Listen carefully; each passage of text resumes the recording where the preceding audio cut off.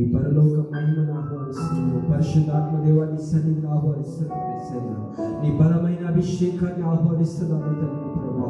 నీ బలమైన ప్రసన్నతను ఆహ్వానిస్తున్నాను తండ్రి ప్రభా. ఈ యొక్క తండ్రి కాన్ఫరెన్స్ ఆరంభంలో తండ్రి ప్రభా మొదటి గడియల నుండి మొదటి దినములనే తండ్రి నీ బలమైనటువంటి అభిషేకం చేత ప్రతి ఒక్కరిని తాకలేసేలా, ప్రతి ఒక్కరిని నింపండి తండ్రి ప్రభా. పాటల ద్వారా, వాక్యముల ద్వారా తండ్రి ప్రతి ఒక్కరు నీ యొక్క అభిషేకమును పొందుకొని తండ్రి ప్రభా ఈ స్థలంలో నుండి వెళ్ళడానికి కృపను సహాయం చేయండి. ఇప్పుడు వచ్చిన ప్రతి ఒక్కరిని దీవించండి తండ్రి. ఇంతవరకు జరిగిన ఆరాధనలన్నింటిలో నీ తోడుగా ఇంగ్లీష్ ఆరాధనలు, తెలుగు ఆరాధనలు తండ్రి ప్రభా ఈ సెషన్స్ అన్నింటిలో ముందున్న కాలం అంతటిలో కూడా తండ్రి నీ బలమైన ప్రసన్నతను కోరుకుంటున్నాము తండ్రి ప్రభా. నీ బలమైన అభిషేకమును కోరుకుంటున్నాము. దైవదాసులను అభిషేకించండి. ఆరాధన నడిపిస్తున్న వారిని అభిషేకించండి. యేసయ్యా ఇక్కడ ఉన్న ప్రతి ఒక్కరిని అభిషేకించండి తండ్రి. నీ బలమైనటువంటి సన్నిధి కోరుకుంటున్నాము తండ్రి. ఇంకా సమయం చేతులకు అప్పగించుకోవచ్చు. యేసు క్రీస్తు నామములో ఈ ఆరాధన సమర్పిస్తున్నాము తండ్రి. దయచేసి కూర్చోండి. కూర్చునే ఉన్నారు. స్తోత్రం. దయచేసి కూర్చోండి అని అనేసరికి అందరూ కూర్చొని ఉన్నారు. ఏమండి, ఈ కడవరి కాలంలో మోకాలు కూడా సన్నగిల్లిపోతున్నాయి రోజు రోజుకి. కాలాన్ని బట్టి మనుషుల్లో మార్పులు, శరీరంలో మార్పులు ఇవన్నీ వస్తూ ఉన్నాయి. చక్కని ఆరాధన దైవ సన్నిధిలో చేశాం. మనం మనుషులు కూర్చున్నా పర్వాలేదు, కానీ మనసులు నిలబడే ఉండాలి. మనుషులు కూర్చున్నా పర్లేదు, ఏమన్నాను, మనసులు ఎప్పుడు కూడా నిలబడే ఉండాలి. దేవునికి మహిమ కలుగును గాక. సంక్షిప్తంగా ఈ మొదటి రోజు సందేశాన్ని ధ్యానం చేసుకుందాం. ప్రశస్తమైనటువంటి దైవ సన్నిధి దేవుడు మనకి ఇచ్చాడు. అసలు నేను అమెరికా వచ్చిన దగ్గర నుంచి ప్రతిరోజు ఈ మాట అనకుండా లేను. అమెరికాని దేవుడు ఆశీర్వాదించాడన్నమాట. ఎటు చూసినా సస్యశ్యామలంగా ప్రభు సకల ఐశ్వర్యములను దేశానికి అనుగ్రహించి దీవించి నడిపిస్తూ ఉన్నాడు. అట్టి శ్రేష్టమైనటువంటి దేశంలో మనల్ని అందరినీ కూడా ఉంచాడంటే ఆయన ఉద్దేశం, ఆయన ప్రణాళిక మన పట్ల దేశానికి మేలు చేసేదిగా ఉంటుందని నేను గట్టిగా నమ్ముతూ ఉన్నాను.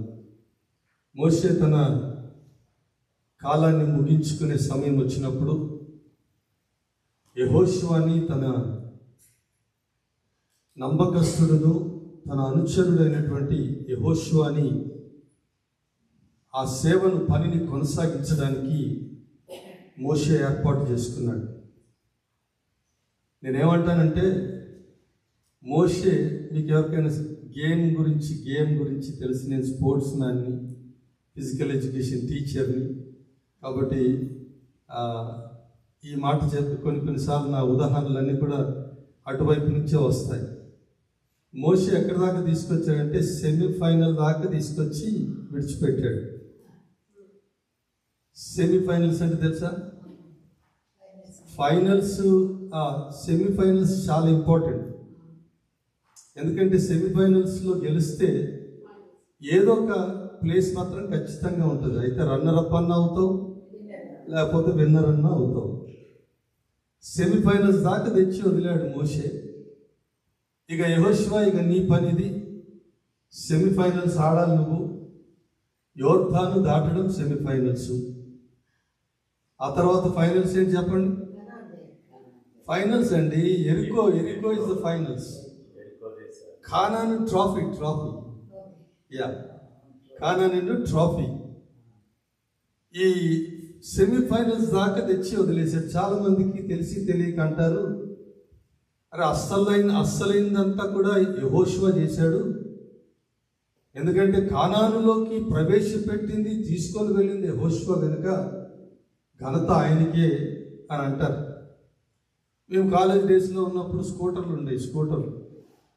ఆ స్కూటర్లు అప్పుడు మొరాయించేవి, స్టార్ట్ అయ్యేవి కాదు. అప్పుడు చాలా కిక్కులు కొట్టి అలసిపోయిన తర్వాత ఇంకొకటి వచ్చేవాడు, జరగని చెప్పి ఆయన కొంతసేపు కిక్కులు కొట్టేవాడు. అది స్టార్ట్ అవ్వదు. అప్పుడు మూడోవాడు వస్తాడు. మూడోవాడు వచ్చి ఒక కిక్కు కొట్టిన వెంటనే స్టార్ట్ అయిపోదు. అప్పుడు ఇక ప్రభావం అంతా నాది అన్నట్లుగా ఒక చిన్న బిల్డప్ అంటాం కదా మనం, అది ఇస్తాడు. వాస్తవానికి అది స్టార్ట్ అయింది ముందు నుంచి కొట్టి అది వేడెక్కాక ఈ చివరోడు వచ్చాడు చూసారా, వాడు ఒక్క కిక్లో స్టార్ట్ చేయగలిగాడు. అందుకే people will look at the babe but not the labour pains mother went through.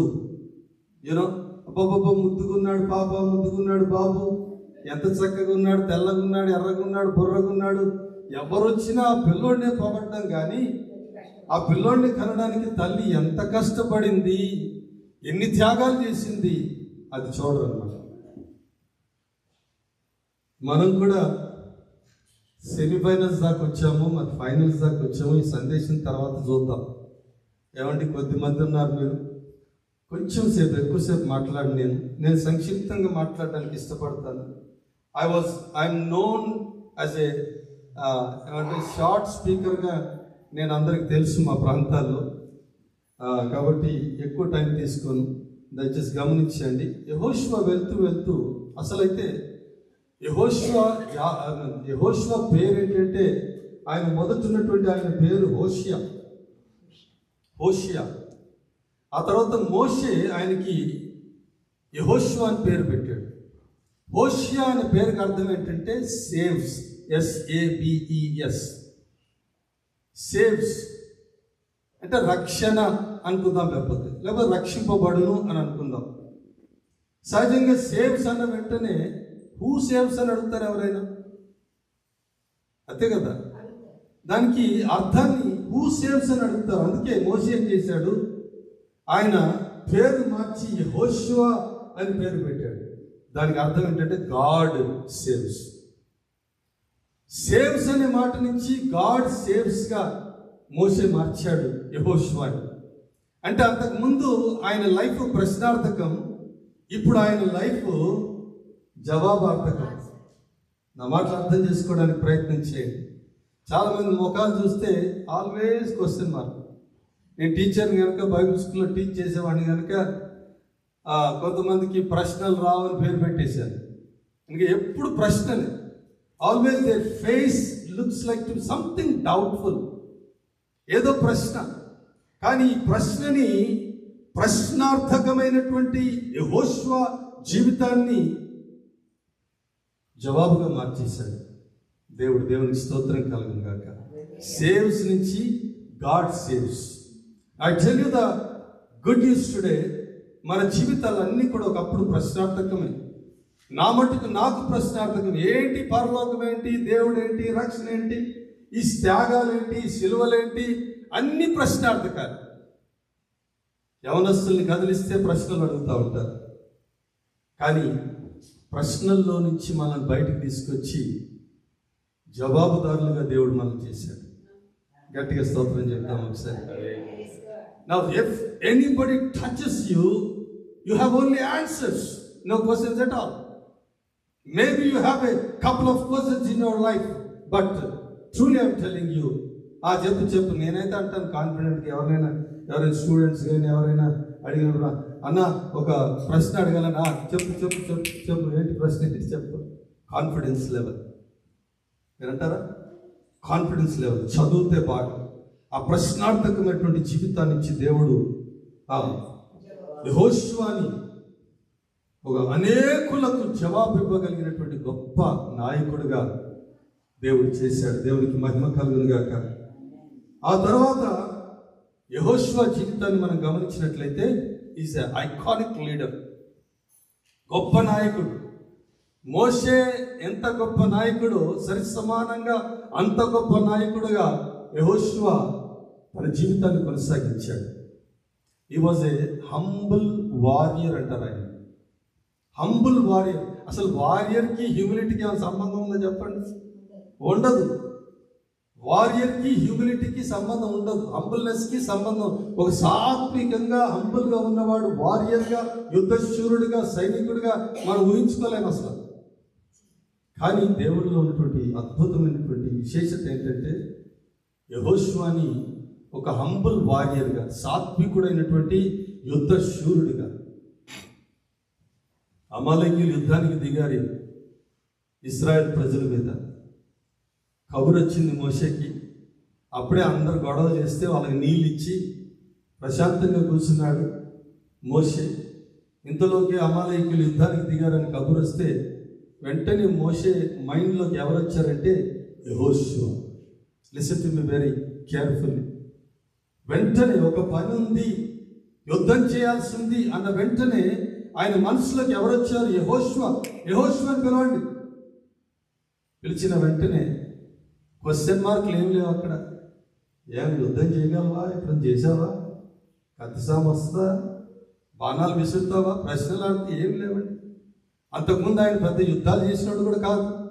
యెహోషువను వెళ్ళి అమాలేకీయులతో యుద్ధం చేయి, నేను పర్వత శిఖరం పైకి వెళ్తాను, దేవుని కర్రను చేత పట్టుకొని అన్నాడు. ఎందుకని ఈ మాట చెప్తున్నానంటే, దేవునికి ఏదైనా పని ఆయన మన మనసులోకి వచ్చిన వెంటనే నీ పేరు హల్లెలూయా దేవునికి పక్కన పెట్టండి. ఒక సంఘ కాపరి అనుకోండి. ఒక సంఘ కాపరికి మీరు ఏ సంఘంలో అయితే ఉన్నారో ఆ సంఘంలో ఏదైనా పని చేయాల్సి వచ్చినప్పుడు, ఒక బరువైన పని చేయాల్సి వచ్చినప్పుడు వెంటనే మీ పేరు ఆయన మనసులోకి వచ్చిందంటే నువ్వు ధన్యుడు. ఇంకెవరైనా రికమెండ్ చేస్తారు, అన్న వాడు చెప్పొచ్చు కదా, వాడు చేయలేట్లేరా, వాడు చేయలేట్లేదు. ఆ జాబితాలో మనం ఉండడానికి వీలు లేదు. నేను అంటాను కదా, అసలు దేవుని మనము నమ్ముకొని ఆయన భక్తులుగా ఉన్నటువంటి మనము ఇది చేయగలం అది చేయలేం అనేది లేకుండా సిద్ధంగా ఉండాలి. దేవునికి మహిమ కలుగును గాక. యెహోషువ he was such a dynamic leader. అద్భుతమైనటువంటి నాయకుడు, అద్భుతమైనటువంటి సేవకుడు కూడా. అద్భుతమైనటువంటి సేవకుడే నాయకుడు కాగలుగుతాడని ఈ యెహోషువ గ్రంథంలో నుంచి మనం నేర్చుకోగలం. Until and unless you are a servant, you cannot become a leader. That is what Jesus Christ did. Formula అది చెప్పాడు ప్రభు. ఆ తర్వాత మనం ధ్యానం చేసుకుంటున్నట్లయితే నేను అన్నాను 3 విషయాలు సంక్షిప్తంగా చెప్పేస్తాను. మొదట ఏంటి? సెమీఫైనల్స్ కదండి. ఆయన సెమీఫైనల్స్ ఆడాలి ఇప్పుడు. ఈ సెమీఫైనల్స్ ఏంటి? యోర్దాను నది దాటడు. ఇంతకు ముందేమో ఎర్ర సముద్రం దాటి వచ్చారు. ఆరిన నేల అయిపోయింది, ఆరిన నేల అందరు దాటి వచ్చేసారు. అది ఒక పెద్ద సమస్య కాదు. వినండి జాగ్రత్తగా. సెమీఫైనల్స్ యోర్దాను నది. యోర్దాను అనే మాటకు అర్థం ఏంటో తెలుసా? డిసెండింగ్. అంటే దిగిపోవడం, దిగి వెళ్ళడం, తగ్గించుకోవడం. యోర్దాన్ అనే మాటకి ఏంటి అర్థం? తగ్గించుకోవడమే సెమీఫైనల్స్. మీరు ఏదైనా రాసుకోండి దాని దగ్గర. ఈ సెమీఫైనల్స్లో అందరూ ఓడిపోతారు. మీరు నమ్మండి నమ్మకపోండి. క్రైస్తవ భక్తుల్లో ఎంతో మంది, దాదాపుగా 90% మంది యోర్దాను దగ్గర సెమీఫైనల్స్ ఓడిపోతారు. ఆయన అన్నారు, అబ్రహాం లింకన్ గారు పొద్దున్నే వాకింగ్ చేస్తూ బయటకు వచ్చి ఆఫీసర్ ఎవరో కలిస్తే వంగి గుడ్ మార్నింగ్ ప్రెసిడెంట్ అన్నాడంట. అయితే ఆయన కంటే ప్రెసిడెంట్ గారు ఆఫీసర్ కంటే ఇంకా ఎక్కువ వంగి వెరీ గుడ్ మార్నింగ్ అన్నాడంట. అవాక్కయ్యాడు.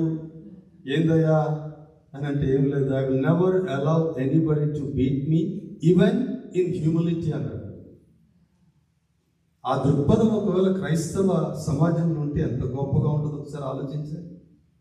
How great it would be the church today if they have this perspective in their lives. Number 1, యోర్దాను అంటే సెమీఫైనల్స్, దిగిపోవడం. యోర్దాన్ అంటే డిసెండింగ్.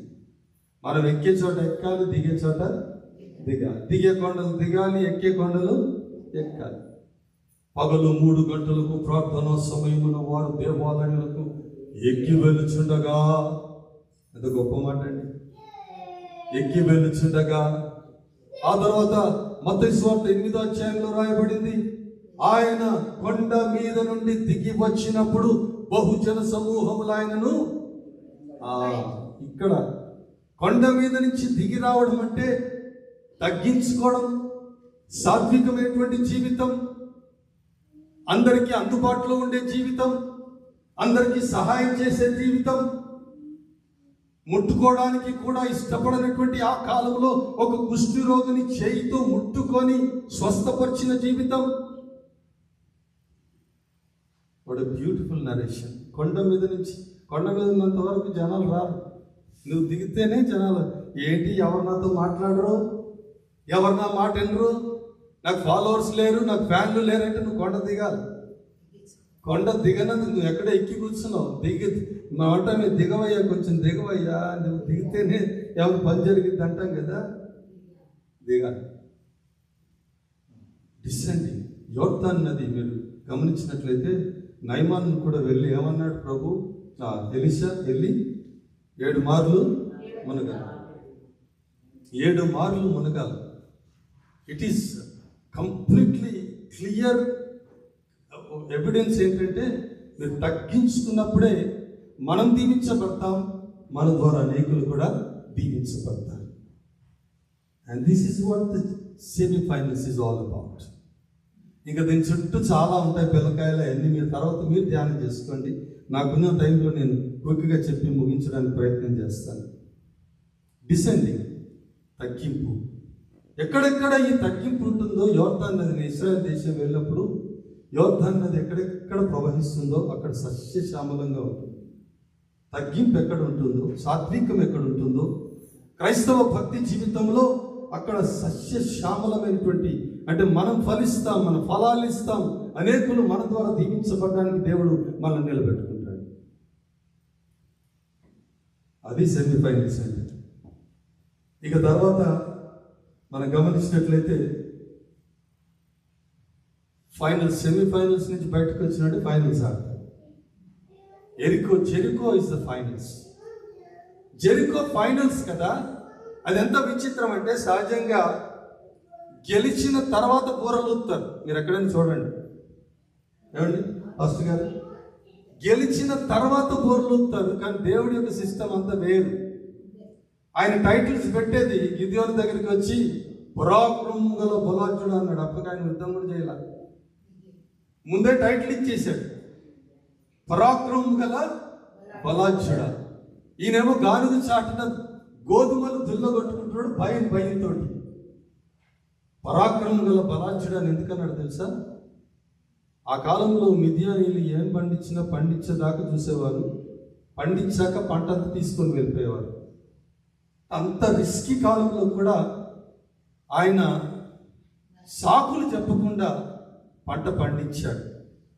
అందుకే దేవుని దృష్టికి పరాక్రమం గల బలాఢ్యుడయ్యాడు. God is very different. అందుకే ఇక్కడ కూడా మనం గమనించినట్లయితే ఎరికో అనేది విధేయత. ఎరికో అంటే అర్థం ఏంటంటే విధేయత. యోర్దాను తగ్గింపు, ఎరికో విధేయత. ఇక మీరు సెమీఫైనల్స్ గెలిచారంటే ఈ పక్కాగా ఫైనల్స్ కూడా గెలిచినట్లే లెక్క.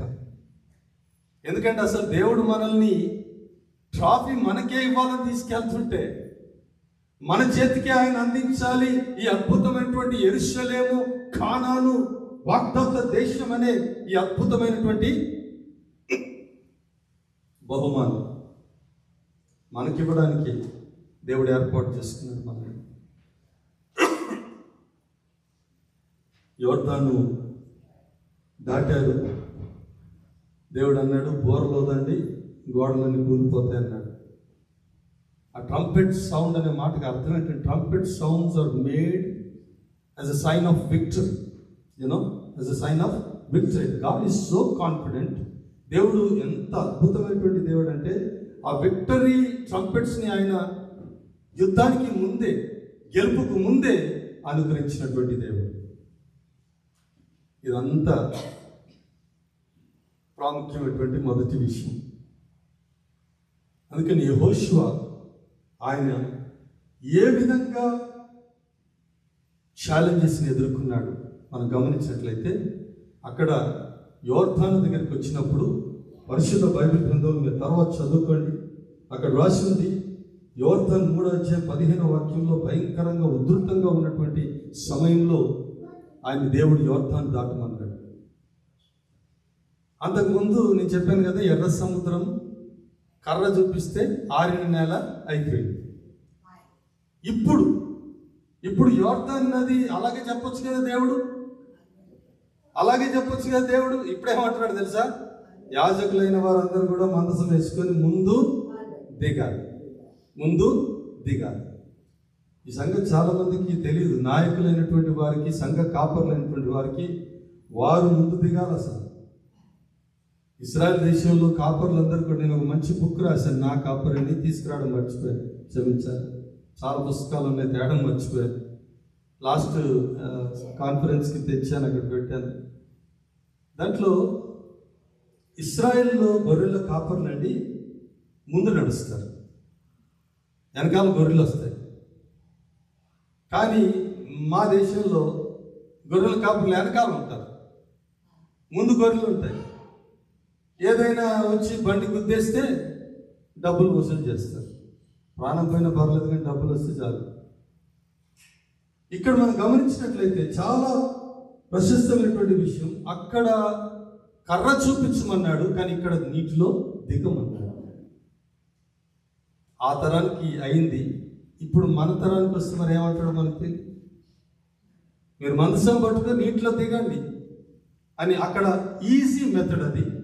మరి అప్పుడు అలా చేసావు కదా, ఇప్పుడు కూడా అలా చేయొచ్చు కదా. మనం చాలాసార్లు ప్రశ్నిస్తాం, ప్రభా మా తల్లిదండ్రుల జీవితంలో, మా తాత ముత్తవుల జీవితంలో ఎన్నో అద్భుత కార్యములు చేసావు, మా జీవితంలో కూడా చెయ్యి. వాళ్ళ జీవితంలో ఎలా చేశాడు, మన జీవితంలో అలా చేయడం. ఆయన God always changes his methods. God always changes his systems. ఆయన అందరి జీవితంలో ఒకేలాగా చేయాలని ఎప్పుడు కోరుకో. అందరితో మాట్లాడినట్టు దేవుడు మనతో కూడా మాట్లాడాలని కోరుకోదు. ఒక్కొక్కరితో ఒక్కోలా మాట్లాడతాడు దేవుడు. నాతో ఒకలాగా మాట్లాడాడు దేవుడు. బస్సులో ప్రయాణం చేస్తుంటే, అబ్బాయి ఇక జాలిలో పీటీ మాస్టర్ పని, నా ఉద్యోగం చేద్దు కానీ రా అన్నాడు. ఆ స్వరం, I cannot forget the beautiful voice. ఎవరిలా ఉంటుంది ఆ స్వరం?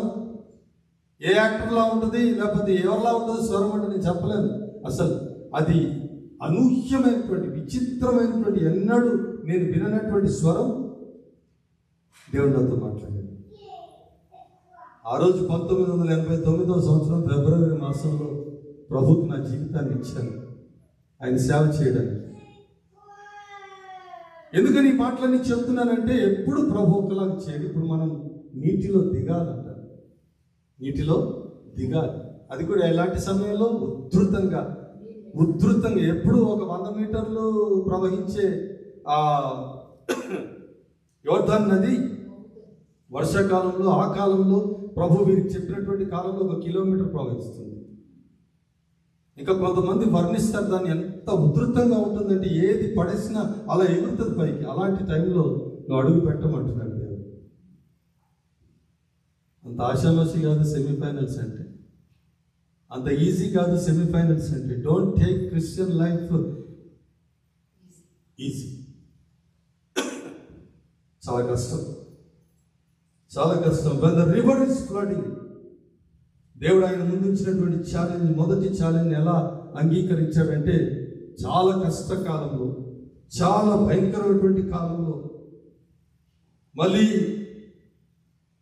ఏం జరగబోతుందో కూడా తెలియదు.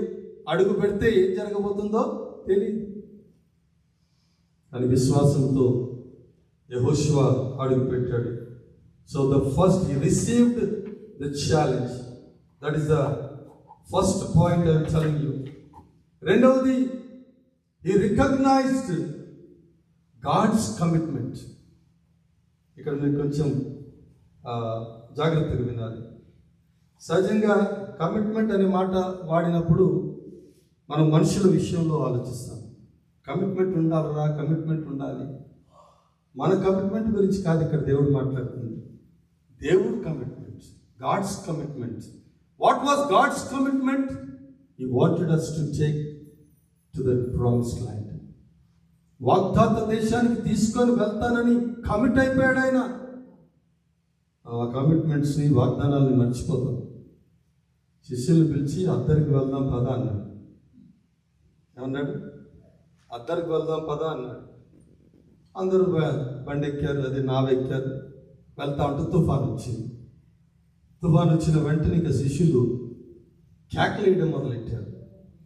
ఆ కేకల విశేషత చూడండి, ఏమంటున్నారు? మేము నశించిపోతున్నాము, నీకు చింత లేదా? బ్లేమ్ చేస్తున్నారు. యేసుక్రీస్తు ప్రభుని, గురువు గారిని ఏం చేస్తున్నారు? నీకు చింత లేదని బ్లేమ్ చేస్తున్నారు. ఆ టైంలో వారు ఏం చేయాలంటే ప్రార్థన చేయాలి.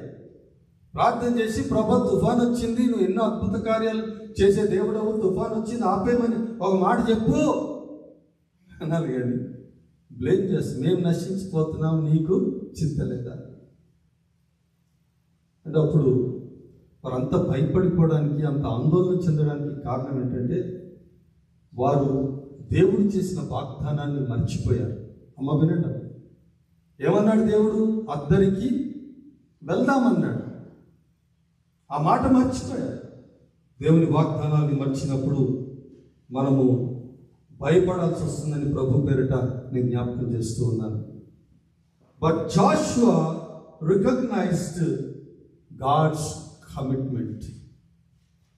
దేవుడు మోషేతో చేసినటువంటి అద్భుతమైనటువంటి కమిట్మెంట్స్. మొదటి కమిట్మెంట్ ఏంటి? One, we making commitment with the Lord. మనం దేవుడితో కమిట్మెంట్ చేసుకుంటాం, కానీ దేవుడు మనతో కమిట్మెంట్ చేసుకోవడం అనేది చాలా అద్భుతమైనది. దాన్ని మనం నిబంధన అని అంటాం. కమిట్మెంట్ ని దాన్ని మనం కవెనెంట్ అని కూడా అని అంటాం. నిబంధన. No one will stand against you. దేవుడు చెప్పేశాడు, ఎవ్వరు నీ ఎదుట నిలవరు, ఎందుకంటే నేను నీతో ఉంటాను. His presence. ఆయన కమిట్మెంట్ ఏంటంటే నా సన్నిధి నీతో ఉంటుంది. ఇక దానికి తిరుగులేదు. ఎవరున్నా లేకపోయినా పర్వాలేదు, కానీ ఆయన మనతో ఉంటే చాలు. నేను అడిగాను ఒకసారి మా మందిరంలో, దేవుడు ఉంటే మంచిదేనా మనతోటి అని అడిగాను. చిన్నప్పుడు మా నాన్నగారితో వెళ్ళడానికి నేను ఎక్కడికి వెళ్ళడానికి కూడా ఇష్టపడేవాడిని కాదు. అమ్మో, ఆయనతో నేను రాను, నేను ఇంకో అంకుల్ తోట ఇంకెవరితో వెళ్తాను, కానీ ఆయనతో నేను రాను. ఆయన ఎక్కడ ఉంటే అక్కడ ఉండదు నేను. ఎందుకంటే పెద్దగా చేయకరా, ఇది చేయకరా, అది చేయకరా అని చెప్పి తిట్టడం, బాగు చేయడానికి.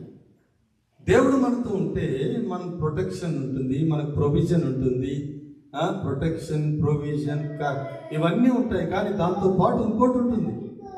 అదేంటో తెలుసండి? ప్రొటెక్షన్ ఎంత అవసరమో కరెక్షన్ కూడా అంతే అవసరం. Correction is also very much needed. అందుకే అన్నాడు మై ప్రెజెన్స్. దేవుడు అండి, చాలామంది భక్తులకు అర్థం కాదు. శద్రకు, మేషకు, అబేద్నెగోలు వారు అగ్నిగుండంలో ఉన్నప్పుడు అగ్నిగుండాన్ని ఆర్పేయచ్చు కదా, ఆర్పడు. అగ్నిగుండం అలాగే ఉంటుంది, అందులోకి వచ్చి ఆయన నిలబడతాడు. కొన్నిసార్లు మన జీవితాల్లో సమస్యలు అలాగే ఉంటాయి, కానీ ప్రభు పక్కన ఉంటాడు. You believe, take this the promise of God. సమస్యలు, నీ అగ్నిగుండాన్ని దేవుడు తీసాడు, కానీ నువ్వు కాలకుండా దేవుడు నిన్ను కాపాడు. సముద్రం తీసేయలే దేవుడు, దాంట్లో నుంచి దారి వేశాడు.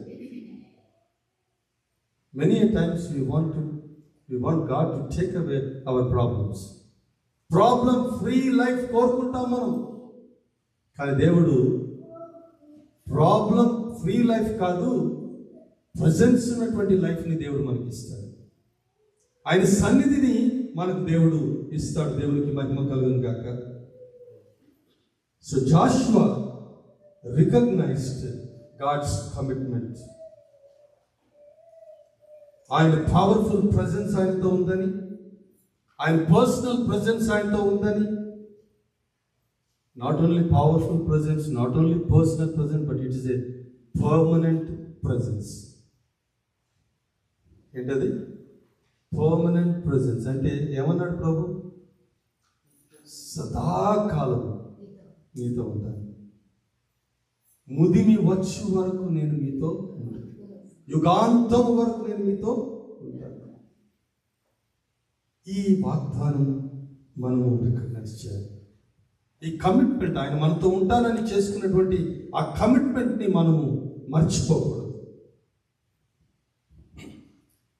మొదట he received the challenge and then he recognized God's commitment. Finally he had a great respect for God's commands. 3 ఆర్లు చేశాను. మూడోది ఏంటి? he had a great respect for God's commands. 7వ వాక్యంలో రాయబడి ఉంది చాలా స్పష్టంగా, సంపూర్ణంగా. ఆయన, అయితే నీవు నిబ్బరము కలిగి జాగ్రత్త పడి బహుధైర్యముగా నుండి నా సేవకుడైన మోషే నీకు ఆజ్ఞాపించిన ధర్మశాస్త్రం అంతటి చొప్పున చేయవలెను. నీవు నడుచు ప్రతి మార్గమున చక్కగా ప్రవర్తించినట్లు నీవు దాని నుండి కుడికి కానీ ఎడమకు కానీ తొలగకూడదు. అలాగే ఉన్నాడు ఆయన. ఏదైతే దేవుడు చెప్పాడో అది పాటించాడు. అందుకే అన్నాను, he had a great respect for God's commands. 100% respect, 100% trust. ఇది మనకు పరిశుద్ధమైనటువంటి దేవుని కమిట్మెంట్లో మనకు లభిస్తుంది. చూడండి, ఆయన వాగ్దానం చేశాడు. నేను వాగ్దానం చేశాడు. వాగ్దానంతో పాటు ఒక ఆర్డర్ జారీ చేశాడు. నువ్వు దేంట్లో నిలబడి ఉండాలి, ఎలా నిలబడి ఉండాలి, ఎలా నడుచుకోవాలి కూడా చెప్పాడు. Many times we are mostly bothered about promises. వాగ్దానముల గురించి మనకు చాలా ఇష్టం వాగ్దానాలు అంటే. కానీ వాగ్దానాలకు ముందు కమాండ్ ఉంటుంది. వాగ్దానాలకు ముందు కమాండ్ ఉంటుంది. అది దేవుని యొక్క ఆజ్ఞ మనం నెరవేర్చినప్పుడే ఆయన వాగ్దానాలు మన జీవితంలో నెరవేరుస్తాడు. 100% రెస్పెక్ట్ ఇచ్చాడు దేవుని కమిట్మెంట్కి, దేవుని కమాండ్స్కి. అంతేకాదు, he was constant. In other words, he was continuously fulfilling all the commands. దేవుడు ఇచ్చినటువంటి వాగ్దానాలన్నింటినీ, దేవుడు ఇచ్చినటువంటి ఆ కమాండ్స్ అన్నింటినీ కూడా, ఆజ్ఞలన్నింటినీ కూడా ఆయన నెరవేరుస్తూ వచ్చాడు. ప్రియ స్నేహితులారా, నేను ఆ సందేశాన్ని ముగించేస్తున్నాను. ప్రశ్నార్థకమైనటువంటి జీవితాన్ని జవాబుగా చేశాడు దేవుడు. ఒక అద్భుతమైనటువంటి ప్రజలకు దీవెనకరమైనటువంటి పాత్రగా యెహోషువని నిలబెట్టాడు. ఎంత గొప్ప దీవెనకరమైనటువంటి పాత్రగా అంటే, ఇశ్రాయేలు ప్రజలందరినీ కూడా వాగ్దాత దేశానికి తీసుకొని వెళ్ళే గొప్ప నాయకుడిగా యెహోషువని దేవుడు నిలబెట్టాడు. ఎందుకంటే ఆయన దేవుడు అనుగ్రహించినటువంటి ఛాలెంజెస్ని, ప్రతికూలతలో కూడా ఎదుర్కొన్నాడు. ఆ తర్వాత దేవుని యొక్క శ్రేష్టమైనటువంటి కమిట్మెంట్ని గుర్తించాడు ఆయన. He recognized God's commitments and he honored and he respected God's commands. ఈ విషయాల్లో మనం కొంచెం జాగ్రత్త పడినట్లయితే మన జీవితాల్లో మనం ఎన్నో గొప్ప కార్యాలు చూడగలుగుతాం. యెహోషువని మనం ఎన్ని మార్లు జ్ఞాపకం చేసుకుంటాం. కారణం ఏంటంటే, ఆయన దేవుడు చేసినటువంటి వాగ్దానాలన్నింటినీ కూడా మోసుకొని కానానులో ప్రవేశించాడు. వాగ్దాత దేశంలోనికి ప్రవేశించాడు. ఈ రాత్రి మనమందరం కూడా ఈ మాటల్ని హృదయాలు భద్రపరుచుకుందాం. Let us receive the challenges in any condition. ఛాలెంజెస్ని మనము ఎదుర్కొనే అలవాటు లేకపోతే బలహీన క్రైస్తవులం అవుతాం. మిగిలినవన్నీ కూడా ప్రభు సన్నిధిలో జ్ఞాపకం చేసుకుందాం. నా ప్రియమైనటువంటి స్నేహితులారా, అద్భుతకరుడు, ఆశ్చర్యకరుడు మనతో కూడా ఉన్నాడు కనుక అంతము వరకు నమ్మకస్తులమైందాం. దేవుడు అనుగ్రహించు జీవ కిరీటములకు పాత్రలమవుతాం. ప్రార్థన చేసుకుందాం. అందరూ కూడా తల వంచి ఒక్కసారి విన్నటువంటి వాక్యాన్ని ప్రభు దగ్గర చెప్పండి. అయ్యా, నా జీవితాన్ని ప్రశ్నార్థకంగా కాదు, నా జీవితమే ఒక ప్రజలకు జవాబుగా చేయి నాయనా అని ఒక మాట ప్రభుత్వం చెప్పండి. సెమీఫైనల్స్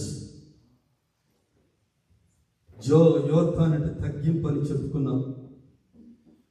అక్కడ గెలిచావా అని ప్రభు ఈరోజు ప్రశ్నిస్తున్నాడు. నువ్వు ప్రశ్నగా ఉంటావా, జవాబిస్తావా? ఫైనల్స్కి చేరుకున్నావా? విధేయత వహించి, విధేయులైన వారికి మాత్రమే నిత్య జీవం నూతన యెరూషలేము వాగ్దాత దేశం అని ప్రభు జ్ఞాపకం చేస్తూ ఉన్నాడు. ఈ సెమీఫైనల్స్, ఫైనల్స్ ఇవన్నీ కూడా మనం జయించాలంటే స్పష్టంగా ప్రభు సెలవిచ్చిన మాట, be ready to receive any challenge in any time of your life and always recognize God's commitments and then honor and respect His commands. Simple గా ఉంది సందేశం, కానీ అన్వయింపులో ఎలా ఉన్నాం అని ఒకసారి మనం ఆలోచన చేయాలి. అన్వయింపులో ఎలా ఉన్నామమ్మా?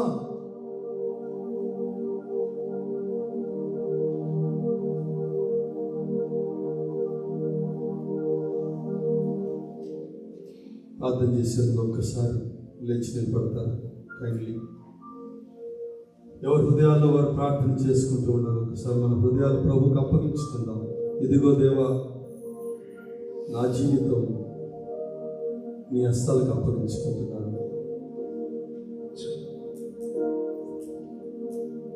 ఇదిగో దేవా, నా జీవితం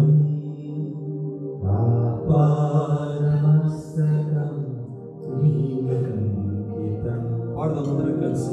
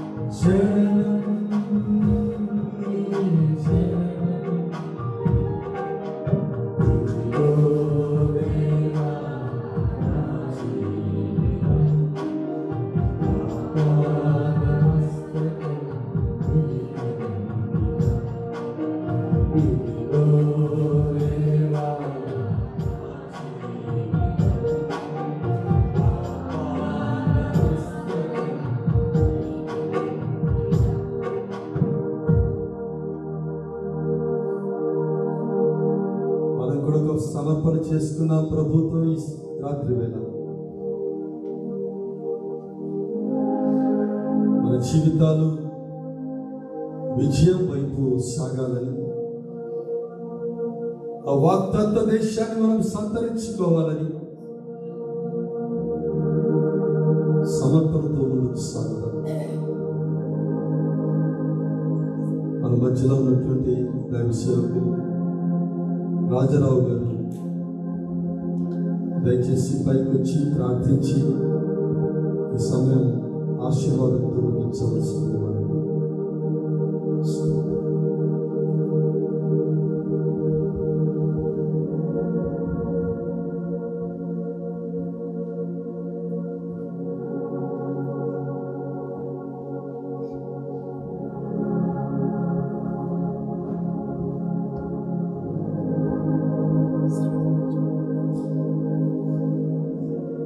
సర్వకృపానిధి మా తండ్రి, సర్వోన్నతుడా, నీ ఘనమైన శ్రేష్టమైన నామానికి ఈ రాత్రి వేళ ఈ విధంగా సమావేశమై నేను స్థుతించే బాధ్యతను ప్రభావ మా జీవితాలకు మీరు నిర్ణయించినందుకై మీ స్తుతులు స్తోత్రం చేస్తున్నాం.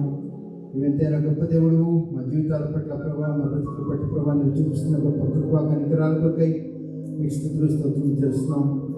అనేక దినములుగా ప్రభావ ప్రార్థించిన ఫలితంగా ప్రభావ ఈ రెజిస్ట్రేషన్ ఫ్యామిలీ కాన్ఫరెన్స్లోనికి మమ్మల్ని కూడా ప్రభా చేర్చి మీ సన్నిధిలో మిమ్మల్ని స్తుతించడానికి, మిమ్మల్ని కనపరచడానికి ప్రభా మీరు అనుగ్రహిస్తున్న గొప్ప కృప కొరకై మీకు స్తుతులు స్తోత్రం చేస్తున్నాం.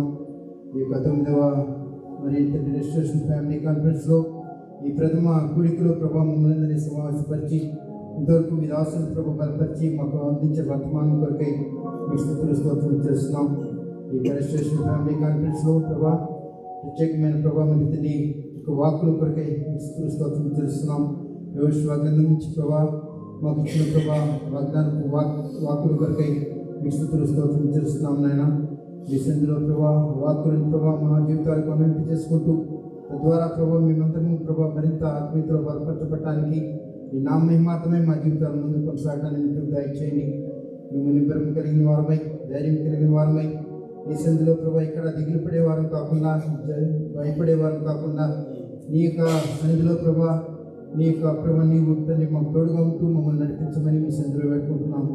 వాకులను ప్రభావ మా జీవితాలతో నడిపి చేసుకుంటూ ఇక మరి వారమంతా ప్రభావ జరగాల్సిన కూడికల్లో ప్రభు మీ సన్నిధిని తోడుగా ఉంచి మీ దాసులను బలపరిచి ప్రభా వస్తున్న బిడ్డలకు కావాల్సిన ప్రభావ వాకులు ప్రభావ నీ కృపదారాన్ని గ్రహించమని వేడుకుంటున్నాం.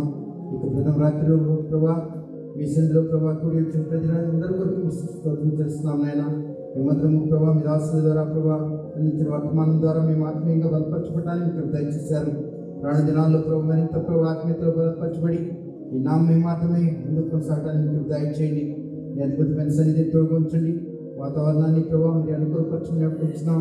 ఇంకా రావాల్సిన పిల్లలందరినీ ప్రభావ సరైన సమయానికి ప్రభావ మీ సన్నిధికి రావడానికి మేమందరము కలిసి ఏక మనసుతో ఏక ఆత్మతో మీ సన్నిధిలో ప్రార్థించి మీరు ఇచ్చే గొప్ప విజయాలు పొందుకోవడానికి మీకు దయచేయండి. ఈ కార్యక్రమాన్ని ప్రభావ నిర్వహిస్తున్న ప్రభావ బిడ్డని కూడా మీ కృపాస్థలకు అప్పగించుకుంటున్నాం. వారి కుటుంబాన్ని మరింత ఆశీర్వదించి అభివృద్ధిపరిచి అనేక ఆత్మ ప్రయోజనార్థమై, అనేక ఆత్మ రక్షణార్థమై రాని దినాల్లో మరింత బలమైన రీతిలో వాడుకొని వేడుకుంటున్నాం. ప్రతి విషయంలో మీరే సహాయం చేయండి, మేలు చేయండి. యేసు నామమున నడిచి ప్రార్థించున్నాం తండ్రి. ఆమేన్. పరమ తండ్రి దేవుని ప్రేమ, ప్రభువైన యేసుక్రీస్తు వారి కృప, పరిశుద్ధాత్మ దైవ సన్నిధి రెస్టోరేషన్ కాన్ఫరెన్స్ ముగించేంత వరకు మనందరికీ తోడై అనేక విధాలుగా మనల్ని బలపరిచి ఆయన సాక్షులుగా నివసింపచేయును గాక.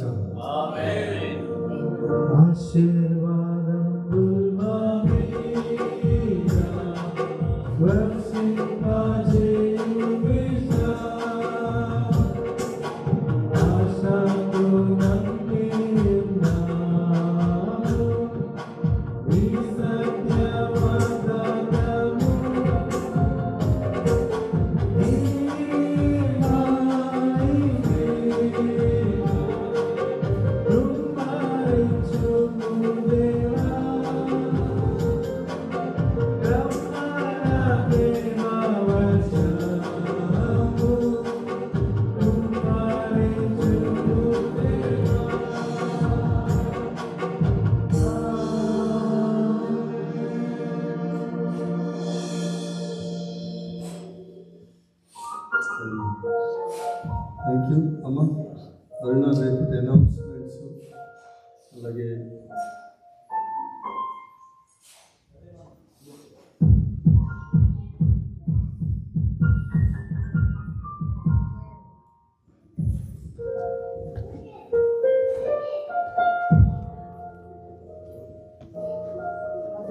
కూడిక చాలా ఉజ్జీవంగా, చాలా ఆశీర్వాదకరంగా జరిగింది. దేవాది దేవునికి సమస్త ఘనత, మహిమ, ప్రభావం చెల్లింగాక. సో ఇలానే ఉంటే ఈ రాత్రంతా పాడుకుని ఇలానే ఉండాలనిపిస్తుంది నాకు. శాంతి కుమార్ గారు, thank you so much for leading worship. So రేపు ఉదయం పాస్టర్ రత్నం గారు మీరే కదా రేపు ఇన్ఛార్జ్. ఎన్నింటికి పెట్టుకుంటున్నాం మనం? 6:30 7 o'clock? 6 to 7 for షూరా. 6:30 to 7:30 పెట్టుకుంటారా? 6:30 to 7:30 ఇక్కడ మార్నింగ్ డివోషన్ ఉంటుంది. తర్వాత బ్రేక్ఫాస్ట్ అమ్మ సోని ఎన్నింటికి పెడుతున్నాం? 7:30 to 7:45 నుంచి Soni is hosting breakfast tomorrow. So షార్ప్గా ఇక్కడికి 9 o'clock కల్లా మనం మార్నింగ్ సెషన్కి వద్దాము. అందరూ దయచేసి ఆ టైంని మాత్రం మనం మెయింటైన్ చేద్దాం. The rest of the time చాలా ఫ్రీ టైం ఉంటుంది, కానీ మార్నింగ్ సెషన్, ఈవినింగ్ సెషన్కి మాత్రం అందరూ ఇక్కడ జాయిన్ అవ్వండి. కంటిన్యూస్గా ఇక్కడ వర్షిప్ జరుగుతూనే ఉంటుంది. ప్రాక్టీస్ కానీ పాస్టర్ శాంతి కుమార్ గారు కూడా కంటిన్యూస్గా పొద్దున్నే లేచి వర్షిప్ చేస్తూనే ఉంటారు. సో దయచేసి ఈ సమయాన్ని దేవుణ్ణి ఆరాధించడంలో, స్తుతించడంలో, ఆయన సన్నిధిలో విజ్ఞాపన చేయడం కోసం వాడుకుందాం. నేను కూడా ఎన్నో ప్రార్థన అవసరతలు, ప్రార్థన భారాలతో వచ్చాను. సో నేను గడిపే సమయం కూడా నాకున్న మిషన్ ఫీల్డ్ కోసం ప్రార్థన చేయడానికి వచ్చాను. ఎందుకంటే దేవుని సన్నిధిలో గడిపే ప్రతి సమయం, ప్రతి క్షణం కూడా ఆయన మనకి ఆశీర్వాదకరంగా, దీవెనకరంగా ఉంచుతారు. కాబట్టి యెహోషువాకి ఆ సెమీఫైనల్స్కి తీసుకెళ్ళి కనాన్ దేశానికి తన లీడర్గా చేసి నడిపించిన దేవుడు మనందరి పట్ల కూడా దేవునికి ఒక ప్రణాళిక ఉంది. ఆ ప్రణాళికను మనం గుర్తెరిగి ఆయన చిత్తాన్ని మనం నెరవేరిస్తే దాంట్లో ఉన్న సంతోషం ఉంటుంది, దేంట్లోనూ కూడా ఉండదు. కాబట్టి ఈ బ్లూ మౌంటైన్ పరిచర్యకు, ఈ అమెరికా దేశానికి, అదేవిధంగా మన దేశ ప్రజలకు కూడా మన జీవితాలు రానున్న దినాల్లో ఆశీర్వాదకరంగా మారాలన్న ఆశతో ఈ రాత్రి సమయాన్ని ముగిస్తున్నాను. So tomorrow onwards please follow the schedules. కొత్త వాళ్ళు వచ్చిన వాళ్ళందరికీ మీరే హోస్ట్, అన్ని ఇన్ఫర్మేషన్ అంతా మీరు పాస్ చేయండి. So thank you so much and God bless you. మేపుల్వుడ్స్లో అండ్ అక్కడే ఉంటుంది బ్రేక్ఫాస్ట్ కానీ లంచ్ కానీ టైమ్స్లో. So please feel free. Thank you so much. God bless you.